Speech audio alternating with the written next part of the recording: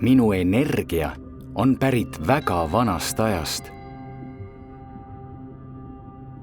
450 miljonit aastat tagasi asus meie maa sooja mere põhjas, kusagil tänase Aafrika juures.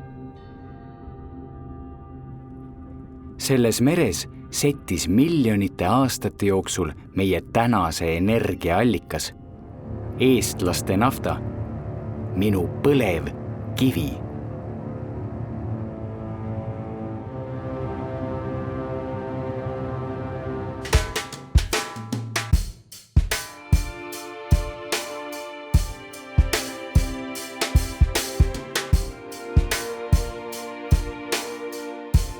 Põlevkivi oleme Eestis kasutanud viimased 100 aastat. Põlevkivi on meie kõige tähtsam maavara, mis annab tööd 7000 inimesele. Põlevkivist tuleb 3% riigi rahast ja 80% meie elektrist.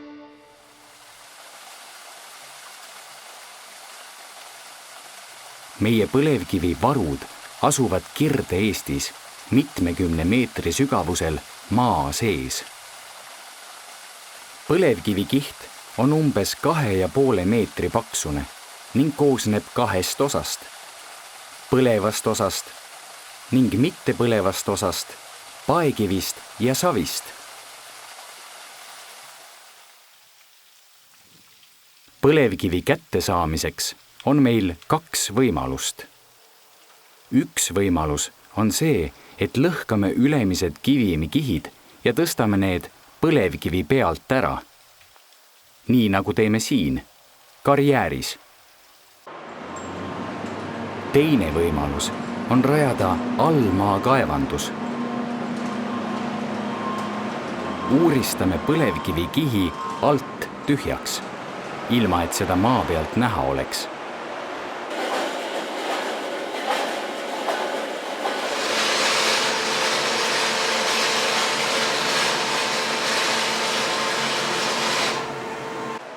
Aastaga toome maa seest välja 15 miljonit tonni põlevkivi. See teeb kilo põlevkivi iga elaniku kohta, igas tunnis. Tänaseks oleme läbi kaevanud 1% Eesti maismaast.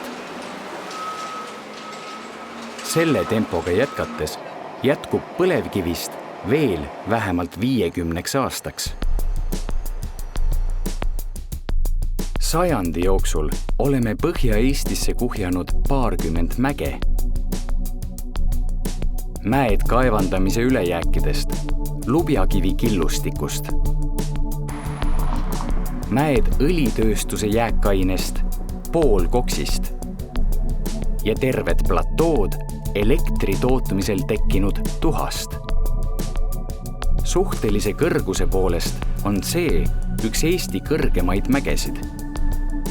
See on 2 korda kõrgem kui Viru hotell Tallinnas või Jaani kirik Tartus.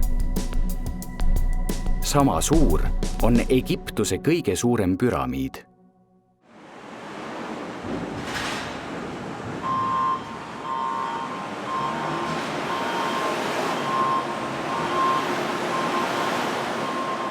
Põlevkivikiht asub põhjaveest allpool ning kaevandustest tuleb vett pidevalt välja tõrjuda. Iga põlevkivi tonni kohta pumpame Läänemerre umbes 15 tonni vett. Kui liidame siia veel elektrijaamad, siis kulutab põlevkivi 9 korda rohkem vett kui kogu ülejäänud Eesti. Inimestele, kes elavad kaevanduste peal, tähendab see, et põhjavee tase langeb ja kaevud jäävad kuivaks. Puhta vee saamiseks peame talud ühendama veetorustikega.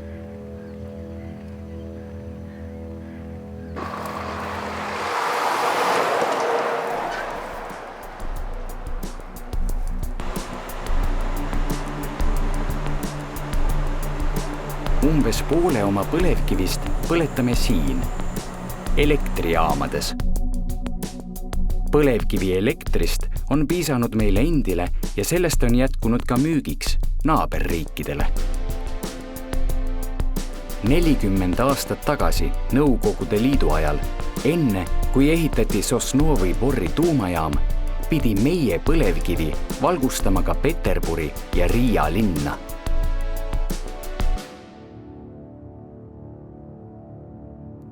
Põlevkivi põletamisel tekitame hulga süsihappegaasi. Igal aastal 10 tonni iga inimese kohta.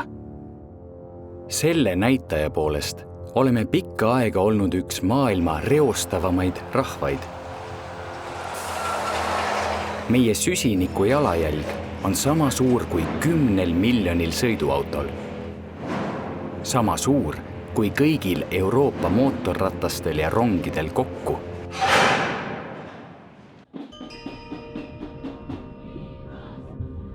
Vaata, kuidas sellega läheb. Aga... And you still don't care?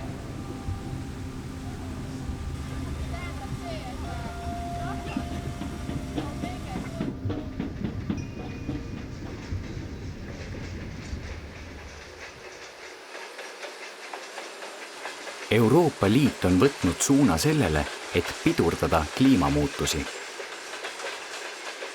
Selleks nõuab ta süsihappegaasi tekitajatelt kvooditasusid. Tulemuseks on see, et põlevkivi elektri hind tõuseb. Nii on odavam osta Venemaalt kvoodivabalt toodetud elektrit. Või siis toota energiat taastuvatest allikatest, päikesest, puidust ja tuulest.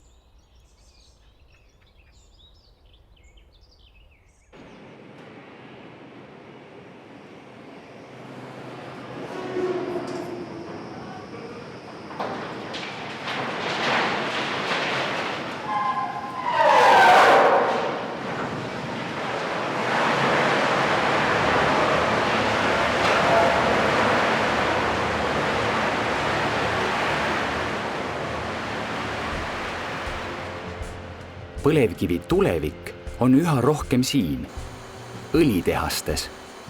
Siin teeme minu põlevkivist põlevkiviõli. See on naftaga võrdsustatud kütus, mis sobib hästi näiteks katlamajadesse ja laevamootoritesse.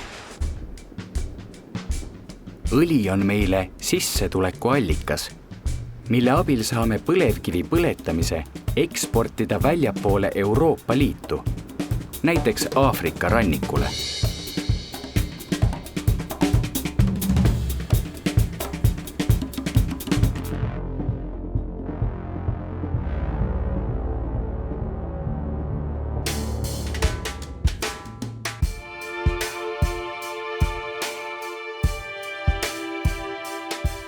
Põlevkivi on pikka aega olnud meie peamine energiaallikas ja üks majanduse nurgakivi. Võib-olla tänu sellele on meil vaba ühiskond, digiriik ja tasuta wifi. Oleks huvitav teada, mida meie kohta mäletavad need, kes elavad siin kunagi hiljem, 100 ja 1000 aastaid pärast meid.